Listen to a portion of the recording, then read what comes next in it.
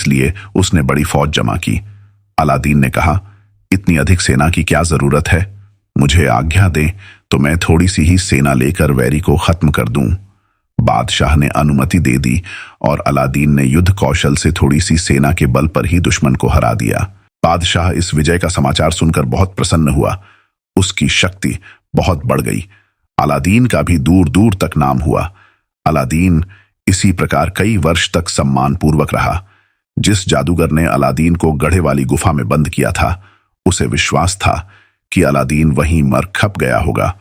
फिर भी एक दिन उसे बैठे बैठे ख्याल आया कि देखें तो उसका क्या हाल है। उसने अपने दालान में बैठकर संदूकचे से रमल की पुस्तकें और यंत्र निकाले और कई घंटों तक विचार करता रहा कि अलादीन का क्या हाल है। उसे यह देखकर आश्चर्य हुआ कि बार बार रमल फेंकने पर भी यही मालूम हुआ कि अलादीन अत्यंत धनवान हो गया है और उसका विवाह चीन की राजकुमारी से हो गया है। इस बात को जानकर उसके हृदय में ईर्ष्या की लपटें उठने लगीं। उसका चेहरा लाल हो गया और आंखों से जैसे खून टपकने लगा। वह सोचता रहा कि भाग्य की विडंबना देखो कि सारी मेहनत मैंने की और उसका फल भोग रहा है वह आवारा दर्जी का बेटा। उसने कई दिनों तक इस बात पर विचार किया और अंत में इस नतीजे पर पहुंचा कि घर में पड़े पड़े पछताने से कोई लाभ नहीं है। एक बार फिर चीन की यात्रा करनी चाहिए। किसी तरह अलादीन से वह जादू का चिराग लेना चाहिए जिससे वह इतना अमीर बना है कि शहजादी को ब्याह सके।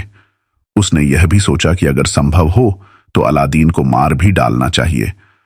अजीब बात यह थी कि अलादीन को जादू का छल्ला देने के बाद वह उसके बारे में भूल ही गया था। अलादीन को भी उसकी याद न रही थी। दोनों चिराग से अभिभूत थे। जादूगर घोड़े पर बैठकर चीन को चल पड़ा।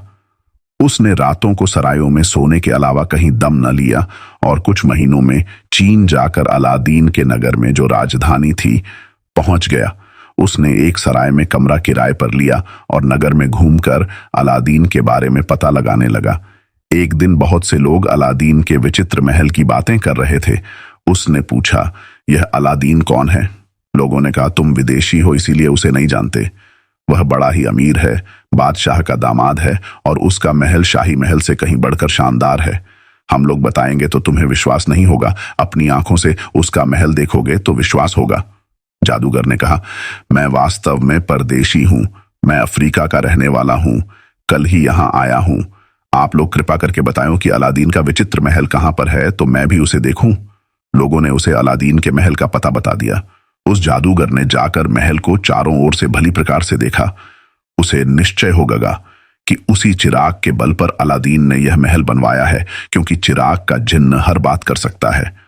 वह सराय में वापस आकर अपना कमरा बंद करके फिर रमल की पुस्तकें खोलकर बैठ गया और विचार करने लगा कि इस समय वह चिराग कहाँ है।